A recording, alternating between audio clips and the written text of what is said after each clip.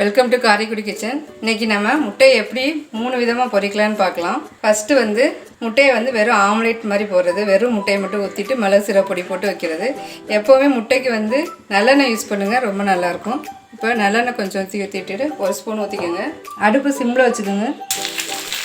முட்டையை பொத்து ஊற்றிட்டு இதுக்கு தேவையான கொஞ்சோண்டு மிளகு சீரக பொடி, மேலே மிளகு கூடுதலாகவும் சீரகம் கம்மியாகவும் போட்டு நான் பொடி பண்ணி வச்சுருக்கேன். அதை இது மேலே அப்படியே லைட்டாக தூவிடுங்க. அதுக்கப்புறம் கொஞ்சம் தூளுப்பு லைட்டாக மேலே தூவிடுங்க. இப்போ 1 சைடு நல்லா வெந்துருச்சு. இதை அப்படியே மாற்றி திருப்பி போடணும். எப்போ அடுப்பை கொஞ்சம் சிம்லேயே வச்சுக்கோங்க.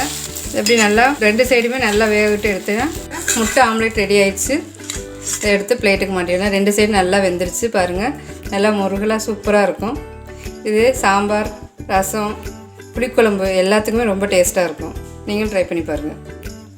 இப்போ முட்டையை வெங்காயம் போட்டு பொரிக்க போகிறேன். இந்த வெங்காயம் சின்ன வெங்காயம் யூஸ் பண்ணுங்கள், அப்போ தான் ரொம்ப நல்லாயிருக்கும். சின்ன வெங்காயத்தை ஒரு 4-5 சின்ன வெங்காயத்தை சின்னமாக பொடியாக நறுக்கி வச்சுருக்கேன். ஒரு பச்சை மிளகாயை சின்னமாக நறுக்கி போட்டிருக்கேன். அதோடு இப்போ இந்த முட்டையை பொத்து ஊற்றணும்.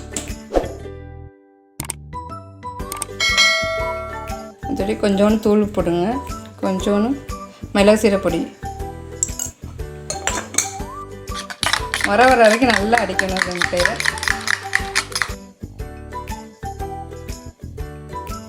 இப்போ கொஞ்சோண்டு 1 ஸ்பூன் நல்லெண்ணெய் ஊற்றிக்கோங்க.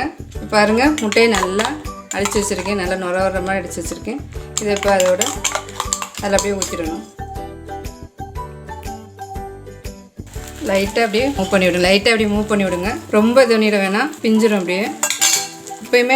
எப்போவுமே முட்டை பிடிக்கும்போது ரொம்ப ஹையில் வச்சுக்காதீங்க, சிம்லேயே வச்சுக்கோங்க. இன்னொரு சைடு திருப்பி போட்டுருங்க.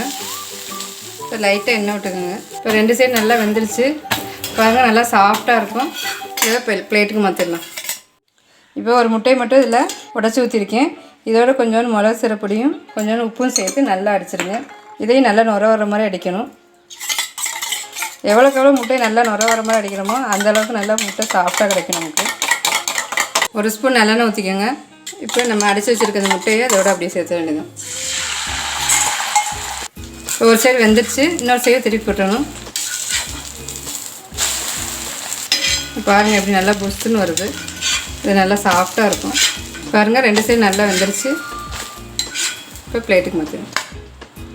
இப்போ 3 விதமாக முட்டையை பொரிச்சாச்சு. நீங்களும் உங்கள் வீட்டில் ட்ரை பண்ணி பாருங்கள். இந்த வீடியோ பிடிச்சிருந்தா லைக் பண்ணுங்கள், உங்கள் ஃப்ரெண்ட்ஸுக்கெலாம் ஷேர் பண்ணுங்கள், என்னோடய சேனலுக்கு சப்ஸ்கிரைப் பண்ணுங்கள். நான் போடுற வீடியோ உங்களுக்கு உடனுக்குடன் கிடைக்கணும்னா பக்கத்தில் இருக்க அந்த பெல் ஐக்கானை கிளிக் பண்ணுங்கள். தேங்க்யூ.